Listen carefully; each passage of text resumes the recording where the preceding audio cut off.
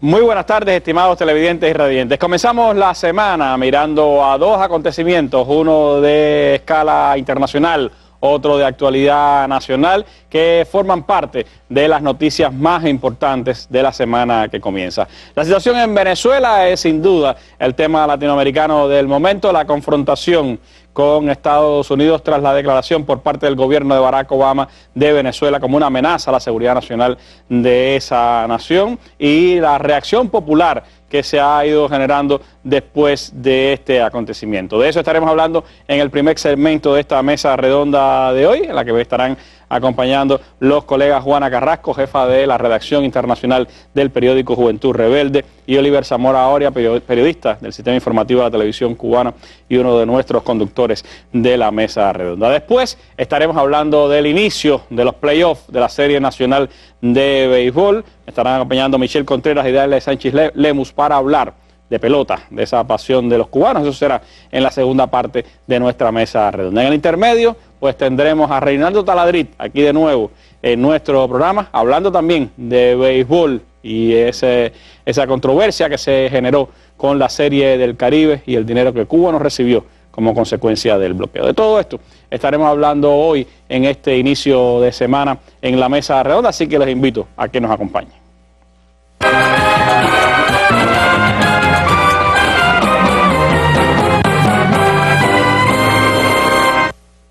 Y antes de entrar en los temas de esta tarde, vamos como es habitual a nuestra sección La Noticia del Día. Nuestra noticia de hoy, el regreso a la patria de una buena parte de los colaboradores cubanos de la salud que estaban enfrentando al ébola en África.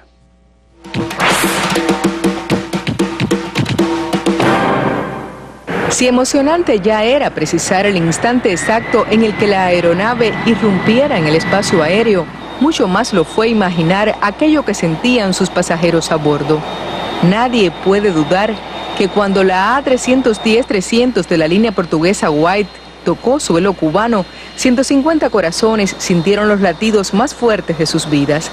Después de 5 meses, están de nuevo en la patria y con el deber cumplido, pues la asistencia médica brindada contribuyó a salvar más de 400 vidas.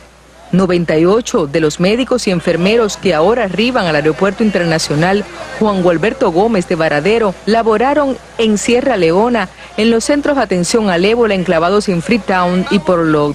52 proceden de Liberia, donde ofrecieron servicios en el centro conocido como Mode 1 Etú. Cumplimos con Fidel y Raúl, regresamos. ¡Viva Cuba! ¡Viva Cuba! Entre los recién llegados hay representantes de todas las provincias del país. Cada uno de ellos integra el contingente internacional Henry Reeve y tiene la certeza de que la solidaridad entre los pueblos es una necesidad. Con la satisfacción de haber llevado a la práctica sus principios más altruistas, hoy se expresan. ¡Viva Fidel! ¡Viva Raúl! ¡Viva los médicos cubanos! ¡Viva! Algunos besan la tierra. Todos han dado suficientes muestras de que la aman.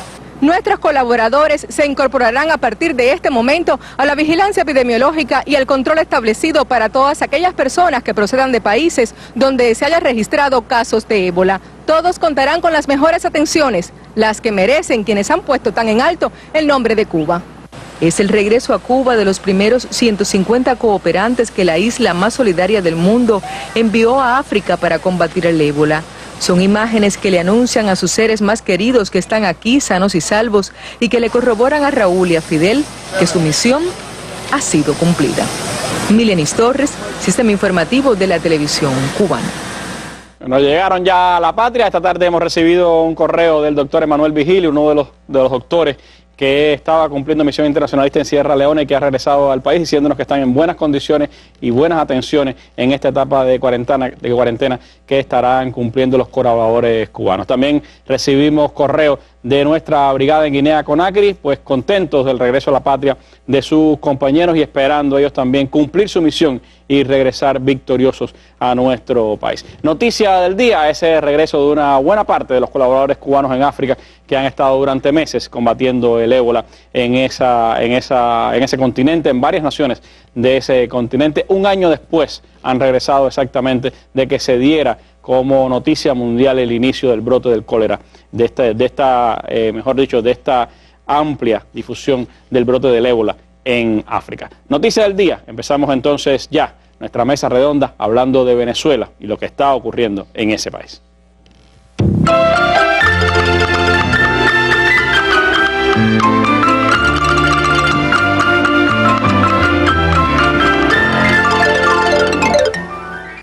Ha sido una movilización en todos los sentidos, redes sociales, pero también en las plazas de Venezuela, en las calles, la gran movilización que se ha visto en torno a la firma que se está realizando para rechazar el decreto del presidente Barack Obama. Esa es una actividad que continúa en los 14.000 puntos que se han dispuesto en toda Venezuela para que los venezolanos puedan allí estampar su firma en contra de este decreto. Un evento o a lo que están convocados todos los venezolanos, independientemente de su partido político, sean de gobierno o sean de oposición. Así lo ha dicho el presidente Nicolás Maduro, están convocados justamente a firmar por Venezuela, a firmar por su independencia. Dicen los venezolanos, no podemos permitir que Estados Unidos aplique su política internacional sobre esta nación suramericana y mucho más sobre América Latina. Acá lo ven como un ataque contra América Latina, no solamente contra Venezuela, sino contra aquellos gobiernos que han elevado su voz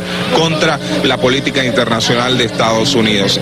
Hoy, camaradas, como nunca, rodilla en tierra para defender de la patria, pero de pie para decirle a Obama, en este país somos un pueblo de paz. Como venezolano, sé que las bombas no definen tu tendencia política, arrasan con toda una población y eso no lo tenemos que permitir. Bueno, así se está expresando en las calles el pueblo de Venezuela. Una respuesta popular, Oliver, que ha estado acompañado más de 2 millones de tweets el viernes en una jornada increíble en las redes sociales y ahora ya se habla de más de 2 millones de firmas recogidas. La importancia de esta movilización popular frente al decreto presidencial de Obama. Bueno, el propio presidente Nicolás Maduro ayer hablaba sobre, agradecía esta, vamos a decir, esta avalancha de apoyo popular que ha recibido con respecto a las sanciones que Estados Unidos ha aprobado en contra de Venezuela. Es muy importante porque es la opinión pública, o sea, es la opinión pública quien habla, es el pueblo que se expresa. Y ya no queda solamente como un rechazo del gobierno como tal, del ejecutivo como tal a estas medidas, sino que se muestra ya a un ejecutivo respaldado por todo un pueblo. Y no solamente ha sido ese apoyo, ha sido, vamos a decir, se muestra, se palpa en estas dos iniciativas que son muy importantes, ¿no? Sino también, por ejemplo, en las encuestas. Las encuestas hablan, yo creo, también en ese sentido. El 86% de los venezolanos están en contra de las medidas que ha tomado Estados Unidos. Más del 94% que ha dicho que, por supuesto, nunca apoyarían una intervención militar de Estados Unidos en Venezuela, y un 58% ha apoyado también la ley habilitante que se ha aprobado para otorgarle poderes especiales en este sentido para la defensa de la patria al presidente Nicolás Maduro. Llama la atención, fíjate cómo ha impregnado ese odio de la derecha, de la oposición, en un tema tan delicado como una invasión militar, que el 94% no la apoye, pero que hay un 6% que sí. O sea, obviamente es un sector de esa derecha o de esa sociedad envenenado indiscutiblemente por toda la propaganda y todas las matrices de opinión que se implementan desde los medios de derecha de Venezuela, pero también de la gran prensa internacional. Ahora, a mí me parece que ha habido un efecto muy saludable para la revolución bolivariana, porque si nosotros hacemos un análisis, lo hemos hecho mucho en esta mesa redonda, desde la toma de posesión de Maduro al frente del país, ha habido una campaña extraordinaria de la derecha, de la gran prensa internacional, para dividir a los sectores chavistas revolucionarios. Y han tratado de dividir dos conceptos. Una cosa es ser chavista, una cosa es ser seguidor de Chávez, de la revolución bolivariana, y otra cosa es ser seguidor del presidente Maduro. Han tratado de desprestigiarlo como heredero del legado de Chávez. Y eso obviamente no ha tenido éxito, pero ahora en esta coyuntura se ha habido una cohesión mucho más fuerte del chavismo, de los sectores chavistas. Se han dado cuenta, creo que han madurado, de la importancia de estar unidos, de defender el proceso, y que, bueno, no caben, sería una debilidad este tipo de divisiones, y además ha sido una muestra de que es real, o sea, de que esto que ha dicho el gobierno tantas veces de una posible intervención, vamos a decir, de las políticas norteamericanas contra Venezuela, que es algo real. Y no se ha tratado solamente de defender la revolución, se trata, Randy, aquí sobre todo de ser patriota. O sea, más allá de apoyar o no a la revolución bolivariana, de reconocer los grandes logros que ha tenido, de apoyar el legado de Chávez, se trata en esta coyuntura de ser patriota. Y esto creo que es lo que ha puesto de alguna manera en jaque a la propia oposición venezolana, que se ha quedado sin discurso, no sabe cómo actuar, cómo responder a esta iniciativa, a esta desgraciada iniciativa de sus patrocinadores, ¿no? Que sabemos de dónde son. ¿Cuál ha sido la reacción de esa posición? Porque ha habido pocos pronunciamientos y hoy lo que se escuchaba eran declaraciones de Capriles acerca del tema de la violencia en Venezuela y que el gobierno es responsable de la violencia, hablando de un tema que es importante para la sociedad venezolana, pero que no es hoy el que domina realmente el debate nacional, sino esta declaración de Estados Unidos, Juanita. Por supuesto, el debate nacional está en esta agresión de Estados Unidos, en esta arremetida. Sin embargo, la reacción de Capriles ha sido nada más y nada menos a que hubo en el estado de Miranda manifestaciones espontáneas de la población, de sectores sociales, de universitarios, de transporte, colectivos de paz, que salieron precisamente a protestar por el nivel de inseguridad que existe en el estado de Miranda, que es donde gobierna Capriles, porque no le pone la suficiente atención a este problema. Nosotros sabemos que Capriles se la pasa más en otros lugares que precisamente haciendo su función de gobernador, y por lo tanto la reacción de él de decir que la violencia es un factor que la propicia el gobierno, lo que está haciendo es autodefendiéndose de una realidad. Él tiene presupuesto para poder utilizar en la seguridad de su estado y no lo hace.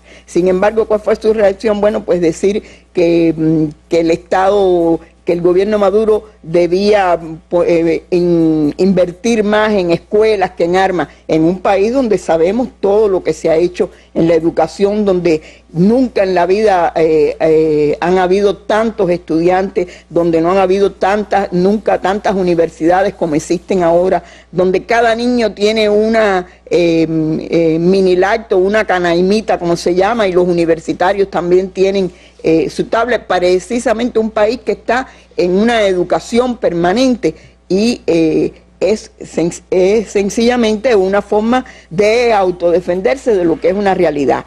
La mesa de la unidad democrática está abocada ahora, como está todo el país, a unas elecciones donde piensan derrotar al chavismo en la Asamblea, creo la Asamblea Nacional, pero primaria en todos los estados, ¿no? Ahí es donde voy. Precisamente están ya en su ejercicio de antidemocracia, como han hecho hasta ahora. Es decir, ya han dicho que no van a tener primarias para elegir, por lo tanto, la mayoría de los candidatos de la Mesa de Unidad Democrática para esas elecciones van a ser de dedo. Incluso hay divisiones dentro de la MUD, porque algunos consideran que bueno, van a perder su oportunidad de ser candidatos si no hay una elección de las bases de la MUD, si es que tiene muchas bases, porque hoy uno de los personeros de la MUD decía que incluso ellos no tienen apenas ni el 15% de aprobación de la población venezolana. Es decir, están en una situación donde realmente, por mucho que han estado haciendo contra el gobierno de Maduro en un año más o menos, realmente no han podido derribar tampoco al gobierno del chavismo, ni siquiera con digamos, punta de lanza que ha sido la declaración de Venezuela como una amenaza para la seguridad nacional de Estados Unidos. Le ha salido el tiro por la culata, porque realmente lo que se ha visto es que se ha unido un pueblo patriota, un pueblo nacionalista, defendiendo su soberanía y su independencia. Es decir, que Capriles realmente y quienes están detrás de él o junto con él en la Mesa de la Unidad no están logrando sus propósitos de desestabilizar a Venezuela como pretende. Nos vamos a ver la perspectiva que tiene Wilmer Rodríguez Fernández, el enviado especial de la televisión cubana, quien está ahora en contacto con nosotros vía satélite desde Caracas, Venezuela. Buenas tardes, Wilmer. ¿Cómo ha sido todo este proceso popular de recogida de firmas en rechazo a la declaración de Estados Unidos, el gobierno de Estados Unidos, a Venezuela como una amenaza para la seguridad nacional de esa nación? ¿Qué perspectiva pues está teniendo la población y el propio gobierno de este proceso popular? Muy buenas tardes para usted y para toda la teleaudiencia y también los radioyentes de la mesa redonda informativa de la televisión cubana. Hacemos este contacto informativo desde Caracas para mantenerlos a usted informado de lo que ha acontecido en los últimos días en torno al proceso de recogida de las 10 millones de firmas a favor, por supuesto, de la soberanía y de la independencia de Venezuela y en contra de las amenazas del presidente de los Estados Unidos contra esta nación sudamericana. En los últimos días, es decir, a partir del jueves, se comenzó acá un proceso de recogida de 10 millones de firmas que se ha venido desarrollando durante el fin de semana, y al decir ayer de Jorge Rodríguez, jefe del comando operacional aquí en Venezuela para la recogida de firmas, ya hay más de 1 millón de rúbricas recogidas en todos los estados del país. Más de 14.000 puntos en todo el país existen. Primero empezó en las plazas Bolívar y ya se ha ido desarrollando en las salidas del metro, en los lugares de concentración pública, en los sindicatos, también en los ministerios, en los centros de trabajo. Un proceso masivo que, como ha dicho también el presidente Nicolás Maduro, es para defender la soberanía, la independencia y también la paz aquí en Venezuela. Un elemento importante en este proceso de respaldo a la soberanía en Venezuela es que no solo han firmado los chavistas, es decir, las personas que están a favor del gobierno del presidente Nicolás Maduro, sino que también tendencias dentro de la oposición se han lanzado a las calles para firmar este documento, esta carta que se le enviará al presidente Barack Obama para que derogue el decreto. Tal es así que el día 19 en la Plaza Bolívar de Caracas, junto al vicepresidente Jorge Arriaza, allí habían 2 diputados de la oposición que también rubricaron junto con el gobierno este documento como un ejemplo de unidad ante la agresión, como un ejemplo de unidad ante la amenaza imperial. Un elemento importante dentro de este proceso de recogida de las 10 millones de firmas es la campaña política, la campaña mediática que ha desarrollado el gobierno con el fin de movilizar y también no solo a la opinión pública nacional, sino también a la opinión pública internacional para el respaldo a Venezuela ante estas agresiones imperiales. En la prensa por la mañana aparecía la repercusión que ha tenido no solo en Venezuela, sino en otras partes del mundo esta campaña que se viene haciendo. Y, por ejemplo, aquí ya veíamos en Ciudad Caracas, un diario que circula gratuitamente aquí en Venezuela, ya superamos el 1.000.000 de firmas y seguimos sumando. Eso es lo que ha venido diciendo hoy el diario. También en la contraportada del diario hay una etiqueta que dice: Obama, derogue el decreto ya. Esta es la etiqueta que ha venido circulando en los últimos días en las redes sociales y que ya tiene más de 2.600.000 personas de todo el mundo que han venido apoyando, por supuesto, el reclamo de Venezuela cuando le solicita al presidente estadounidense Barack Obama que derogue este decreto que, como ya se ha venido diciendo anteriormente, declara a Venezuela como una amenaza para la seguridad nacional de los Estados Unidos. Tanto en la tarde de ayer domingo como en la mañana y en las horas del mediodía y también de la tarde de hoy lunes hemos recorrido varios de estos lugares aquí en la ciudad y hemos visto, bueno, que sigue acudiendo la población para seguir firmando esta carta,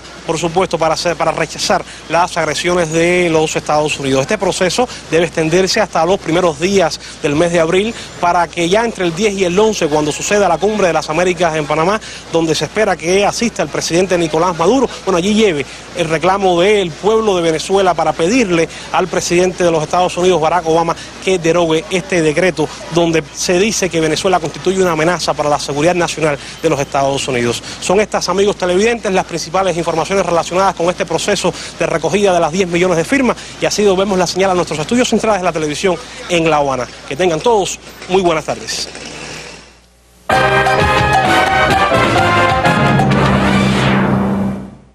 Bueno, gracias, Wilmer, por este contacto en vivo vía satélite desde Caracas, Venezuela. Sin duda un acontecimiento, esta participación popular que también, como expresaba, se dio en las redes sociales. A propósito, hay declaraciones del intelectual español francés Ignacio Ramonet en estos días, precisamente por estas reacciones en las redes sociales al enfrentamiento de Estados Unidos contra Venezuela y también lo que estaba ocurriendo en Ecuador. Desde Quito dijo Ramonet que los gobiernos progresistas de América Latina tienen que plantearse cómo movilizar a la sociedad a través de las redes sociales para hacer frente a las nuevas formas de desestabilización. Lo que tienen que hacer los gobiernos progresistas es reflexionar cómo también deben movilizar a las redes sociales, dijo el intelectual, porque cree que es en las redes sociales donde se está produciendo la batalla con los poderes económicos, empresariales, judiciales y mediáticos que buscan desestabilizar a los gobiernos democráticamente elegidos en la región, y citó los ejemplos de Venezuela, Brasil y Argentina. Parece como si las urnas ya no fueran el determinante fundamental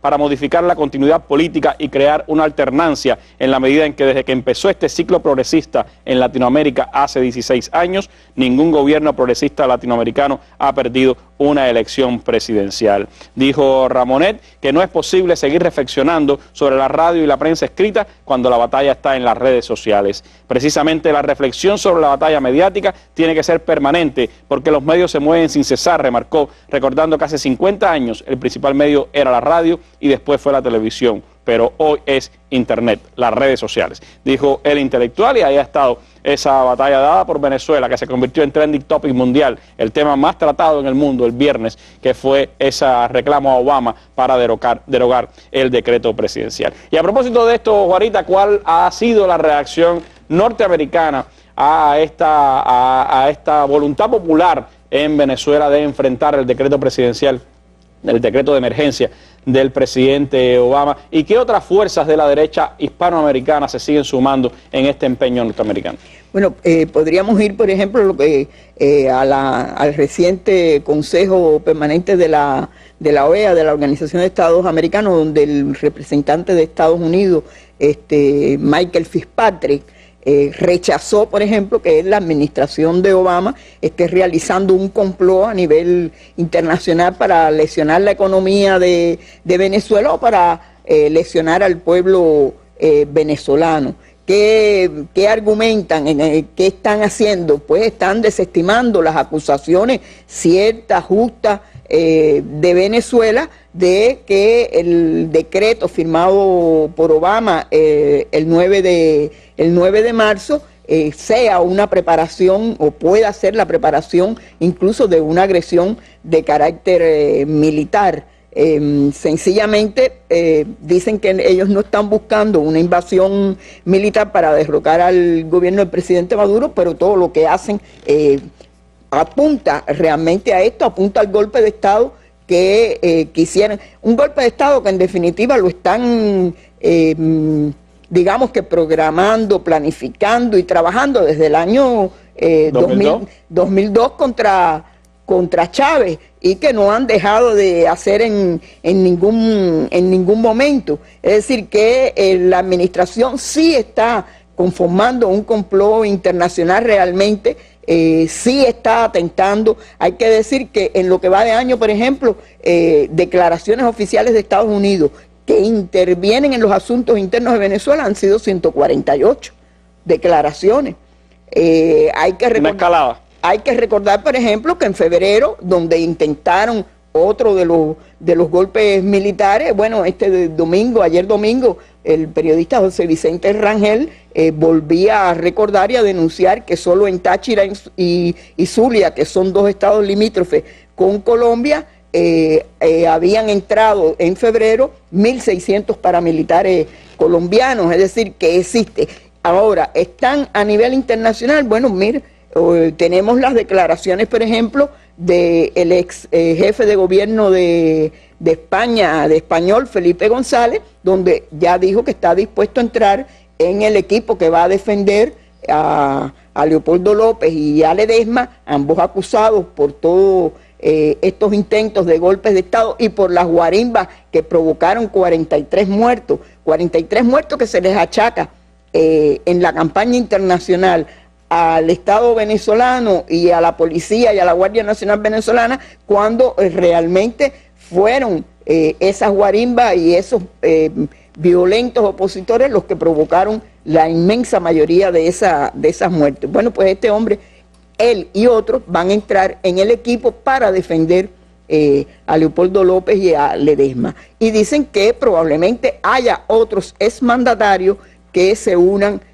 a ese equipo.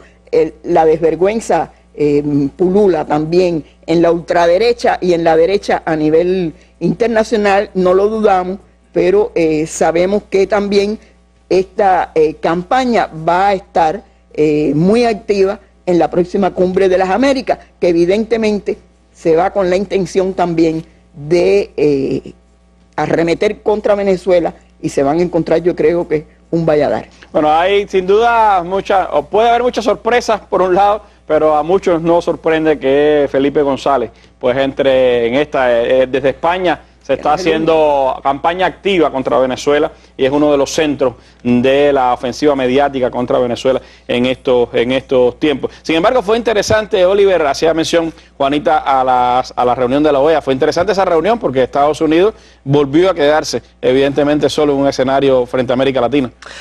Vaya, a mí me parece lastimoso el papel que muchas veces tienen que hacer los diplomáticos norteamericanos.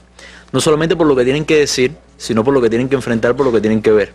Entonces de pronto tú ves que los diplomáticos norteamericanos, tanto el representante de Estados Unidos en la OEA como el subsecretario de Estado para el hemisferio occidental, Lee, bueno, es que de pronto ellos no han hecho nada, Estados Unidos no ha hecho nada, Estados Unidos no para nada, ¿cómo van a decir que quieren derrocar a un gobierno? Entonces ahí están las medidas.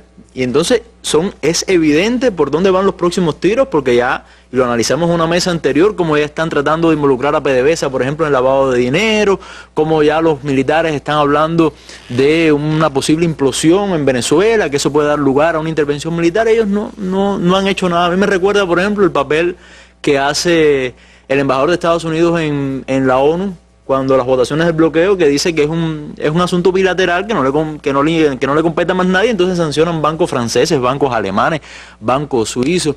Y realmente, bueno, pero yo creo que ellos esperaban esta actitud. O sea, todo lo que ha pasado no solamente en la OEA, sino lo que ha pasado en la CELAC, en el ALBA, en la reunión extraordinaria que hubo en el ALBA en Caracas precisamente, en UNASUR, la reunión a nivel de cancilleres, que se hizo causa común con el tema de Venezuela. Yo pienso que a Estados Unidos no le ha sorprendido. O sea, porque lo vivieron con el tema Cuba y obviamente lo iban a vivir otra vez con el tema Venezuela, que es uno de los artífices, de los padres, hay que decirlo así, de toda esta nueva América Latina que se refleja en estos procesos de integración, en estos bloques de integración, y es lógico que iban a hacer causa común con Venezuela, porque además ni ellos mismos lo pueden creer. O sea, ni Obama, como decía yo en una mesa redonda anterior, en sus momentos de introspección, de sentarse a pensar ya no como presidente, sino como persona, ni él mismo puede creer que Venezuela es una amenaza para Estados Unidos. Y por supuesto ningún gobierno serio en América Latina puede justificar eso. Y por lo tanto, a eso responde yo creo que esta actitud que han asumido, y sobre todo la canciller venezolana, que creo que ha tenido una prueba de fuego con todo este tema y que lo ha hecho muy bien, que hizo en la OEA una defensa muy, vamos a decir, muy detallada de lo que ha pasado y lo que puede venir, porque aquí lo más importante es ubicarse en el futuro, lo que puede venir. Bueno, pues eso es lo que estamos intentando también, ubicarnos en lo que puede venir hacia Venezuela. Se está acercando la Cumbre de las Américas, será uno de los temas, quiera o no, Estados Unidos que dominará la cita, y evidentemente, pues en la medida en que se acerca esa cumbre, pues habrá reacciones más importantes, no solo de los gobiernos, sino también de los movimientos sociales y populares en América Latina en relación con Venezuela. Tema de nuestra semana, con él hemos comenzado la mesa redonda. Los invito a que nos sigan porque vendrá a la esquina y después hablaremos del playoff aquí en nuestro programa. Gracias a Oliver y a Juanita por haberme acompañado en esta primera parte del programa.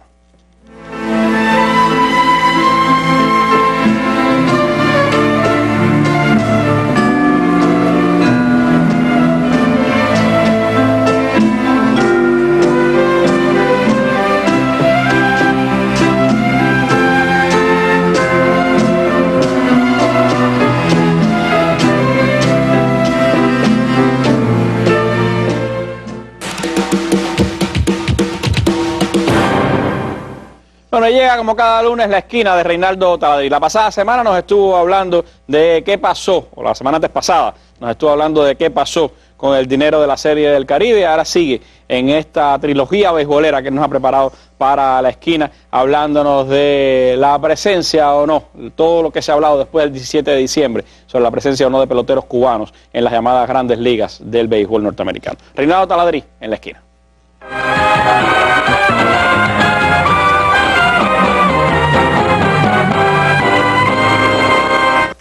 Muchas gracias y bienvenidos a La Esquina. Tal y como les anuncié la semana pasada, hoy vamos a comentar una frase. Estamos tratando de dar en estas 3 semanas una mirada desde otro ángulo al béisbol, a temas que tienen que ver con el béisbol, pero desde otro ángulo, no quizás el clásico deportivo y tradicional, que es el que más se habla. ¿De qué estoy hablando? Una frase, como les dije la semana pasada, muy usada, tanto fuera como dentro de Cuba, que la he escuchado muchas veces, pero lo que me llama la atención es que después que se han dicho y revelado tantas cosas, las sigo escuchando. La frase es muy sencilla. Dejen que los cubanos jueguen en Grandes Ligas. Más o menos, con matices y variantes, un poquito más fuerte a veces, menos fuerte, más objetiva, menos objetiva, pero por ahí está la frase. Y quiero comenzar respondiendo o comentando esta frase con lo siguiente. Hace poco, menos de un mes, el nuevo comisionado de Major League Baseball, o sea, la máxima autoridad del béisbol en los Estados Unidos, en una visita que hizo a la cadena ESPN, en su sede en Bristol, hizo unas declaraciones sobre Cuba que quiero compartir con ustedes. Vamos a verla. Este es el hombre, Rob Manfred, y dijo: Cuba es un tema de gran interés para nosotros por 2 razones principales. Es una gran fuente de talento y cuenta con una gran tradición de béisbol. Y nos encantan los países con grandes tradiciones de béisbol. Continuó diciendo Rob Manfred. Vean esto. Estamos muy atentos a exactamente lo que el gobierno de Estados Unidos vaya a negociar y permitir en el futuro. Y terminó diciendo: todavía estamos aprendiendo sobre los cambios a las normas, pero esperamos que eso signifique que veamos a más jugadores cubanos firmando en Grandes Ligas mediante un proceso mucho menos oneroso para los equipos. Hasta aquí las declaraciones que hizo sobre Cuba la máxima autoridad del béisbol en los Estados Unidos. Pasó un tiempecito y apenas poco después de estas declaraciones se hace un anuncio que a mucha gente confundió, hubo que buscar explicaciones. Se eliminaba lo que se llama oficialmente, se eliminaba la licencia especial que tenía que emitir la OFAC del Departamento del Tesoro de los Estados Unidos para que un cubano pudiera ser contratado y jugar béisbol en los Estados Unidos. ¿De qué estamos hablando? Bueno, esta licencia especial de la OFAC, a mí me gusta más un nombre que los propios peloteros cubanos que están en Estados Unidos le han puesto entre ellos. Cuando ellos hablan entre ellos, se refieren a esta licencia especial de la OFAC como el desbloqueo. La frase la crearon ellos y esa sabiduría popular nos puede decir mucho. ¿Qué era la licencia especial o desbloqueo? Que se anuncia su eliminación el pasado 3 de febrero. Vamos a verlo en pantalla.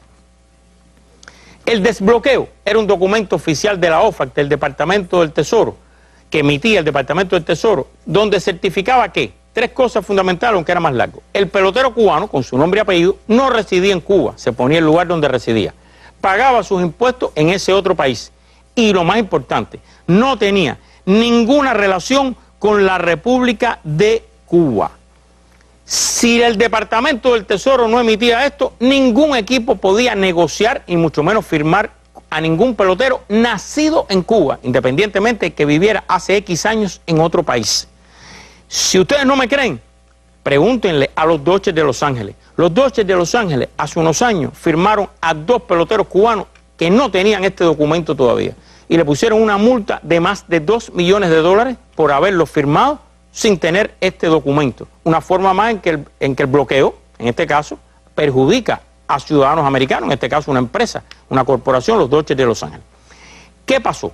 Se anunció el 3 de febrero, después que habló el comisionado, que se eliminaba la licencia especial, el desbloqueo. Y ahora lo único que tiene que hacer un pelotero cubano es, primero, irse de Cuba. Mucha gente se hace de la vista gorda si lo saca un cartel del narcotráfico, como los Zetas, que han sacado peloteros de Cuba. Esto está publicado en la prensa de los Estados Unidos. O si se va por una vía legal, normal, una emigración ordenada y legal por el aeropuerto de un avión. El problema es que se vaya de Cuba. Una vez que se va de Cuba, tiene que instalarse en otro país. Eso sigue invariable. ¿Pero qué cambió? Bien, ahora el pelotero cubano, nacido en Cuba, en ese tercer país, tiene que firmar una declaración jurada, que como dice su nombre, si usted miente en esa declaración, está cometiendo un delito de perjurio. ¿Qué es esta declaración jurada? Vamos a verlo en pantalla. Esto es textual de la declaración. Dice, declaración de residencia permanente fuera de Cuba. Esa es la declaración jurada que tiene que firmar el pelotero nacido en Cuba. Por este medio declaro que he asumido residencia permanente fuera de Cuba. Además, por este medio declaro que no pretendo volver a Cuba ni me permitirán volver. Por este medio declaro que no soy funcionario del gobierno de Cuba y no soy miembro del Partido Comunista de Cuba. Esto lo tiene que firmar, hay más puntos, y una vez que firme esa declaración jurada, entonces con eso un equipo de Estados Unidos lo puede contratar. Si no firma esto, no lo puede contratar. Yo recuerdo en la declaración del comisionado que se decía para que fuera todo menos oneroso. Bueno, no tengo claro el sentido de oneroso. Yo puedo entender que oneroso quiere decir que el Departamento del Tesoro, o sea, el gobierno de Estados Unidos, se quitó de arriba el costo del papel, de la licencia que tenía que emitir, se quitó de arriba el costo de la investigación del estatus de cada pelotero y ahora lo simplifican con una declaración jurada. Lo que esta declaración jurada, ojo, incorpora hasta un detalle que no estaba en la anterior. Porque dice que el pelotero cubano no puede ser miembro de un partido político, o sea, el Partido Comunista de Cuba. Y que yo tenga entendido, las leyes de Estados Unidos prohíben discriminar a nadie para ejercer ninguna actividad, incluyendo jugar pelota, por razón de sus creencias políticas. Creo que eso viola la propia ley de los Estados Unidos, discriminar a alguien. Si usted cree de esta manera, si usted tiene esta idea política, no puede jugar pelota. Estamos hablando de jugar pelota, no es otra cosa. Bueno, no sé si este es el concepto de menos oneroso, ojalá no lo sea, pero aquí usted tiene claro, querido amigo, de los que dicen esta frase, ¿quién prohíbe quién? El gobierno de los Estados Unidos no permite que nadie que viva en Cuba juegue en grandes ligas, en béisbol, cobre su salario y regrese a vivir con su familia, en su pueblo, donde quiera, en Cuba. Tiene que cortar, como ustedes vieron en el documento, definitivamente con Cuba. Por tanto, la prohibición ahí está, no de la parte de Cuba, sino de la parte del gobierno de los Estados Unidos. ¿Estaría de acuerdo el gobierno cubano en iniciar negociaciones, hablar de esto? Ojalá que se anuncie y se den negociaciones para regularizar, normalizar el estatus de estos peloteros cubanos, nacidos y formados y que tienen familia y que muchos les gustaría vivir en Cuba. Ahora ven, usted puede pensar que yo estoy politizando el tema, como dicen muchos. No me hablen de política, el deporte no se mezcla. Bueno, creo que lo que ustedes vieron anterior es una mezcla de deporte con política y no la estoy diciendo yo, la está diciendo esa declaración jurada, que es la que introduce esa mezcla. Pero, ¿quieren otra opinión? Vamos a terminar, vamos a dejarlo y terminar esta esquina con una opinión de uno de los más reconocidos analistas de la cadena ESPN en español, que muchos en Cuba lo conocen, Enrique Rojas. Vamos a verlo en pantalla, lo que dijo sobre esto. Dijo Enrique Rojas, escribió incluso, con las reglas actuales, para un pelotero cubano jugar en grandes ligas, debe abandonar su país y establecerse en Estados Unidos, una tercera nación. Seguimos con las declaraciones. El modelo actual es inhumano para el pelotero, cubano se refiere, por muchas razones. Peor aún, Cuba tampoco se beneficia económicamente de la firma de sus mejores estrellas para jugar en las ligas mayores, sino que todo lo contrario, es afectada notablemente su selección nacional, el mayor motivo de orgullo para los habitantes de la isla. Y termina diciendo Enrique Rojas, mientras los peloteros dominicanos y venezolanos pueden ir a las grandes ligas, generar millones de dólares en salario y regresar a sus países, compartir con sus familiares y ayudar a sus cercanos, los cubanos están obligados a dejar su país como si fueran criminales, casi siempre arriesgando todo, incluso la vida. Hasta aquí las declaraciones de Enrique Rojas, analista de la cadena ESPN. Entonces, aquí están los hechos sobre dejen que los cubanos jueguen en grandes ligas. ¿Es justo? ¿Cree usted? A lo mejor usted considera que sí, que tengan que renunciar a su país, a su familia, a su pueblo, a su equipo. ¿Es justo? Porque es la única, ¿por qué? Pregúntense, es el único país en la tierra donde un pelotero no puede vivir en su país, tiene que renunciar a su país para poder jugar béisbol. Es el único país en la tierra donde esto sucede. ¿Por qué será? ¿Es justo que sea así? Ojalá esta criatura, hija del bloqueo que tiene Estados Unidos a Cuba, un día junto con el bloqueo también desaparezca. Y normalmente puedan jugar los cubanos en el mejor béisbol del mundo sin estas excepciones que solo son aplicables a los nacidos y residentes en nuestro país. Hasta aquí la esquina de hoy. Y la semana que viene, como les anuncié, termino esta serie de 3 esquinas dedicadas a una mirada desde otro ángulo de nuestro béisbol, donde voy a compartir algunas preguntas que tengo, que yo me hago, no tengo la respuesta todavía, que tienen que ver, yo le diría, con la ley y el orden, como dice la serie, y el béisbol en Cuba. Cosas que a lo mejor pudiéramos hacer y no hacemos. En mi opinión, en la esquina.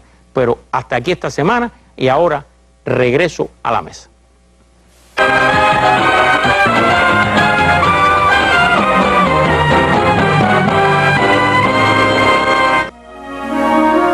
Martes, miércoles y jueves en la Mesa Redonda, impacto de las transformaciones en la educación cubana. La ministra de Educación y otros directivos de ese ministerio, directores de escuela, presidentes de consejos populares y de consejos de padres, representantes de organismos y organizaciones que apoyan a la escuela cubana, comparecerán martes y miércoles en la Mesa Redonda para exponer los resultados que se van obteniendo en el proceso de transformaciones de la educación durante el presente año escolar. El jueves los panelistas responderán las preguntas de la población en el programa y participarán en un foro digital en el sitio web Cuba Debate. Si usted desea exponer su criterio o hacer una interrogante, puede llamar de martes a jueves entre 9 de la mañana a 5 de la tarde al teléfono 7646-5900. También puede hacerlo el martes y miércoles entre 7 y 8 de la noche durante la transmisión del programa al teléfono 7831-2484. Puede además utilizar nuestro correo electrónico mesarredonda@enet.cu o comentar en los sitios web de la Mesa Redonda y Cuba Debate. Acompáñenos siempre, más allá de la noticia.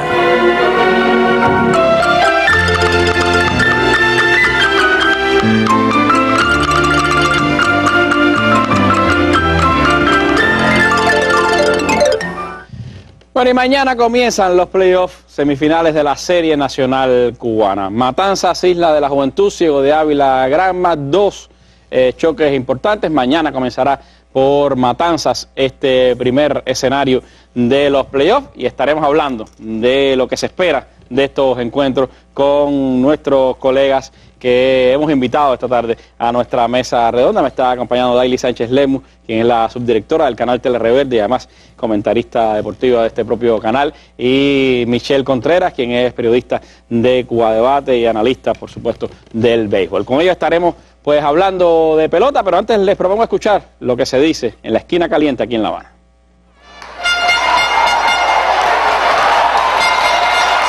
Están en el periodo los equipos que se merecieron estar en el periodo, jugaron bien a la final. Independientemente de eso, yo digo que la isla no es más para nadie. Si la isla con Matanza le dan un juego a Matanza en su terreno, la isla va a la final. Los periodos van a estar interesantes. Para mí el mejor equipo de los 4 es Ciego. Es más completo, tiene picheo, tiene buen bateo, buena defensa. Creo que el playoff entre Matanza y la isla depende cómo salga. Industrial le va a pasar igual que Santiago de Cuba. Tiene muchos peloteros viejos, nos renovan y lo que están jugando no se le ve la galla. Lo que sí no comparto eso de que tengan que haber refuerzo en la serie. Me parece que nosotros siempre hemos estado adaptados y lo que nos ha caracterizado a la serie ha sido el regionalismo. Y me parece que los refuerzos limitan un poco el desarrollo de jóvenes figuras en nuestro béisbol. Sí, los refuerzos indiscutiblemente pues, le dan más calidad a la pelota. Realmente, aún con los refuerzos hay lagunas, así que sin los refuerzos sería una pelota mucho más débil. Mucha laguna. Táctico. Hay aspectos de directores también, de dirección. Son 2 cosas muy importantes. Ya a esta altura, un batazo para los files, el hombre con la mano en la pelota, sin tirar la base de hombre en primera y segunda, un batazo, sabe que va a haber piscigor, el hombre detenido con la pelota en la mano, roletazo por el short, hay que matar, tira para primera. Son jugadas que son fuera de la lógica. Los 4 equipos que están ahí me interesan. Yo lo que le voy al básquet ahora ya. El básquet nadie me gana. En el básquet nadie me gana ya. Pero así planteaban en la esquina caliente del Parque Central. Veremos si nos da tiempo poner algunas opiniones que hemos recibido de Matanzas, pero comenzaría, Daily, entonces hablando de este primer encuentro que será mañana entre Matanzas y la Isla de la Juventud. ¿Cómo ves esta serie? ¿Cuál es tu favorito? ¿Qué piensas de esta disputa? Bueno, muchísimas gracias, Randy, muy buenas noches también.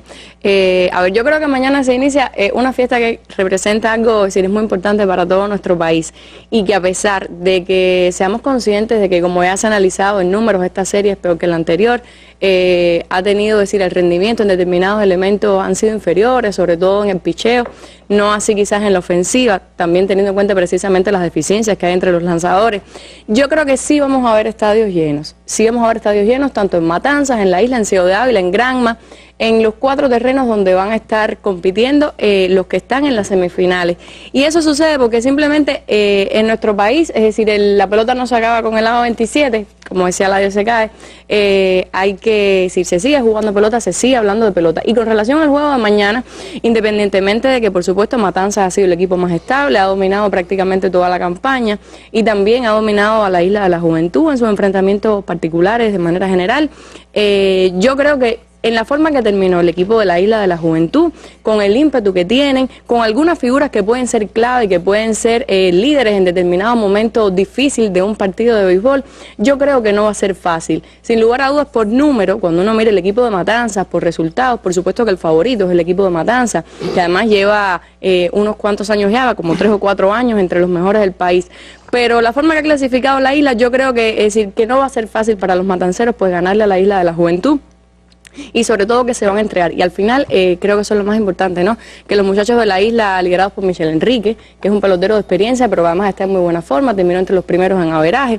Yo creo que eso es importante para el equipo de los Pineros. Así que independientemente de que Matanzas, por los resultados que ha tenido obvios en la serie, además por el equipo de pelota que es, sea el favorito en esta subserie, no se puede descartar una actuación muy buena de la Isla de la Juventud, y quién sabe que le pueda dar un alegrón, aunque sin lugar a dudas favorito sale Matanzas. Pero bueno, yo apuesto también por el ímpetu de los Pineros. Bueno, los Pineros que sin duda son la gran sorpresa de esta serie nacional, un municipio especial que ha llegado a colarse entre los 4 grandes de la pelota cubana. Algunos, Michel, decían en los comentarios que leí en Cuba Debate que Matanzas venía de una etapa en que iba hacia abajo en el rendimiento y la isla venía hacia arriba después del resultado con Industriales. ¿Coincides con ese criterio? ¿Quién es tu favorito para ese enfrentamiento a partir de mañana? Buenas noches, Randy.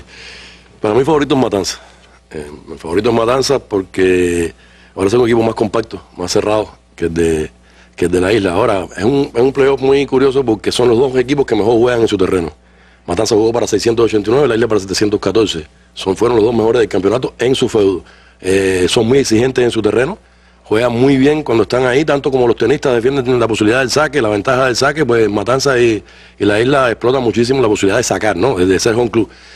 Creo que la clave de este playoff va a estar en esos 2 primeros partidos en el Victoria de Girón. Si la isla arranca 1, se va a poner muy de su lado, muy de su favor la balanza en el playoff, porque la isla es muy difícil en el Cristóbal Labra. No solamente el terreno, que lo conocen de memoria, también esa afición, y es también ese momento un poco incómodo del viaje por mar hacia la isla, etcétera, que un poco que saca al pelotero de enfoque.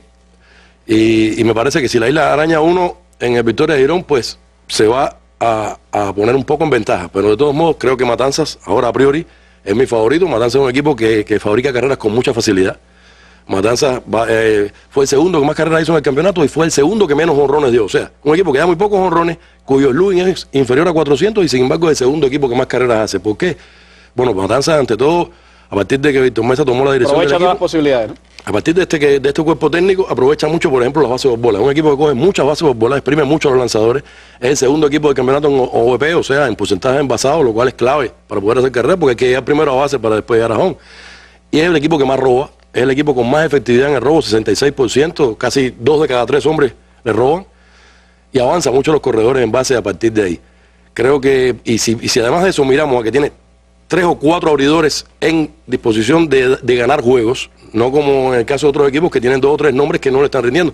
Matanzas tiene, por ejemplo, Sionel Pérez, líder en promedio de carreras limpias, tiene a Yonder Martínez y a Iván Hillera, ganaron 12 juegos cada uno, segundos en ganado en el campeonato. Pero además tiene a Ramón Licor, que el cuerpo técnico de Matanzas lo fue a buscar a Santi Espíritu, estaba retirado de Santi Espíritu, 2 años después de su retiro, Ramón Licor viene y gana 6 juegos y pichaba para 3,03 con Matanzas. Claro, Matanza tiene 3 abridores zurdos de estos 4 que mencioné, y la Isla le batea muy bien a los zurdos. Estaba revisando que la Isla batea 306 contra lanzadores zurdos. Michel Enrique batea 488 en 58 turnos contra abridores zurdos. Por eso es que a la Isla le ha hecho tanto daño a Yonder Martínez. Le ganó 3 juegos. Y en 19 entradas la Isla nada más que le hizo 2 carreras de Yonder. Yonder estuvo de maravilla contra la Isla. No dudo yo que sea el primer abridor de Matanzas contra la Isla para tratar de dar el famoso primer golpe. A mí este playoff me gusta un poco. Hoy venía pensando en el viaje para acá, venía pensando que este playoff se podría llamar el playoff de Peter Pan, ¿no? Porque curiosamente es la clásica batalla perenne y enérgica entre el cocodrilo y el pirata, ¿no? Como en la famosa obra de James Matthew Berry, ¿no? Y aquí se da ese caso. La Isla, para cerrar la idea, la Isla es un equipo que le cuesta trabajo hacer carrera, todo lo contrario de Matanza, pero tiene una cosa muy a su favor, que habla muy bien del colectivo técnico que dirige Rodríguez Pantoja. Es el equipo que más juegos ganó por margen de 3 carreras o menos. O sea, el juego chiquito ese que le llamamos, que es un juego muy difícil, es el juego que el manager decide. De sus 49 victorias, la Isla ganó 31, mediante marcadores de 3 carreras o menos. O sea, es un equipo que cuando el juego está cerrado, falla poco a la hora de hacer la carrera buena o de evitar la carrera, y creo que eso también es un indicador a tener en cuenta. Bueno, pero veamos qué piensan en Matanzas. Estos 2 equipos que se van a enfrentar a partir de mañana, el público matancero los estará esperando, y veamos qué dice la esquina caliente de Matanzas. Saludos amigos, los matanceros listos para coger el próximo martes la primera semifinal de la pelota cubana, Cocodrilos contra Piratas. Veamos qué opinan los yumurinos de este acontecimiento. Vamos con uno de los principales peñistas y más seguidores de la causa de los matanceros, Jorge Castellano. ¿Qué piensa de esta ocasión? Bueno, cuando empezó la serie, en el abanderamiento del equipo, dijimos que íbamos a ser campeones. Ya no estamos a un paso de complementar el plan. También decíamos que a Víctor le decían compay segundo, ahora le dicen el señor de las medallas, porque con 4 años en Matanza y lleva ya en los 4 años cogiendo 4 medallas. Así que felicidades para el equipo de la Isla, pero bueno, le tocó un gran rival que somos nosotros. Matanza, los Cocodrilos campeones. Bueno, ¿qué opina usted, amigo? Igual esto es un 6-2 y Matanza campeón. Bueno, tenemos las peñas de las Cocodrilas aquí opinando, pero hay que saber que el equipo de la Isla es muy potente y merece todo el respeto. ¿Qué opinan las Cocodrilas matanceras con su peña? Bueno, nosotros sí, no siempre vamos a considerar el rival. Es decir, que nosotros sabemos que es un rival de consideración el equipo de la Isla. Pero hay una cosa muy importante. Matanza lleva 4 años entre el podio. Y este ha sido el año en que más juegos ha ganado. Es decir, que no solo es importante ser el primer lugar, sino siempre tener medallas. Y nosotros llevamos 4 años entre los equipos más ganadores de la Serie Nacional. Y este año lucharemos por el primer lugar. Y si no puede ser, no importa, pero hemos hecho hasta aquí un gran papel. Y de eso estamos muy felices y muy contentos. Matanza. Bueno, ahí estamos escuchando las opiniones. Los matanceros dicen que ellos están seguros que sí, que van a ganar. Los isleños pues dicen que ellos pueden dar la sorpresa. Veremos qué pasa a partir de mañana. Y el miércoles estaremos entonces entrando en la serie de Granma y Ciego de Ávila. Una serie me parece también difícil, Michel, de pronosticar, aunque al menos para mí me parece que Ciego tiene un equipo bastante compacto. Estoy de acuerdo contigo. Me parece que Ciego sale delante, quizás por una nariz, pero sale delante. ¿Por qué? Porque yo siempre pienso, como alguna vez leí de Phil Jackson, el famoso entrenador de baloncesto de la NBA, que los juegos se ganan con ofensiva, pero los campeonatos se ganan con defensa. Y yo siempre pondero mucho más lo que tú puedas hacer desde el box o con el guante en la mano que lo que se puede hacer con el bate, porque me parece que es secundario con respecto al anterior. Nos dice que el picheo puede decidir el 75% de los juegos. Más manos deben andar por ahí, no sé hasta dónde llegará el %, pero definitivamente me quedo con el picheo sobre el bateo. Y en el caso de Ciego, bueno, Ciego es uno de los pocos equipos que promedian por debajo de 4, en un campeonato de todo el mundo batea. Ciego promedia por debajo de 4, tiene un abridor que ha rendido de maravilla como Ismael Jiménez, tiene un segundo hombre, Yandel Guevara, que sus 3 últimas salidas las ha ganado impecablemente, una sola limpia en 21 entradas. Tiene a Vladimir García, tan valiente, pero Vladimir García puede reponerse mañana, sabemos que la calidad le sobra. Tiene 2 hombres de bullpen como Yadir Rabí y Juniel Cano que le están funcionando muy bien, y está bateando. Además, el equipo batea, o sea, el equipo fue el segundo en jonrones del campeonato después de Granma, que es el primero en todo prácticamente. Perdón. Y le está produciendo lo mismo los refuerzos, Ariel Borrero y Eniel Pérez le están produciendo como los jugadores establecidos de su equipo, como Joel Bifijo, Sadoli García, que ahora es un muchacho de nueva promoción que está haciendo un papel muy bueno como primer bate. Ahora, ¿qué pienso de Granma? Granma es increíble lo que ha hecho. Si antes hablaban de que los Yankees tenían la fila de los asesinos aquella de los años 27 con me acuerdo, Combs, McKennick, Beirut, Lugeric, Bob Music creo que era el quinto bate. Bueno, ahora me tienen la fila de los criminales, porque imagínate tú, Se aparece Granma con Avilés, Despaine, Samón, Maniguerra y Cedeño, no hay quien para aquellos. Por eso tienen los 3 primeros jorroneros, los 4 primeros en impulsada. Lo que pasa es que es un equipo que lo mismo te hace un entierro que un homenaje. También la defensa le falla a veces. La defensa le falla mucho. El picheo, Granma hace 6,5 carreras por juego, pero permite 5,3. O sea, le hacen demasiadas carreras. Y hubo 26 partidos en que le hicieron más de 7 carreras. Es un equipo que flaquea mucho a la hora de lanzar, a la hora de fildear, y creo que por ahí se le puede colar el equipo de Ciego, que me parece uno de los más completos del campeonato, si no el que más. Daily, ¿qué piensas? Bueno, a ver, yo coincido. El hecho de que Ciego es un equipo que además ya ha sido campeón nacional en una oportunidad con esta misma dirección. Y sin lugar a dudas es un equipo mucho más completo en el sentido de que tiene buenos lanzadores, tiene buenos jugadores de cuadro, los refuerzos lo están respondiendo, como ya decía Michelle. Y bueno, sin duda saben jugar bien al béisbol. Lo mismo a la defensa, lo mismo con los lanzadores que a la ofensiva.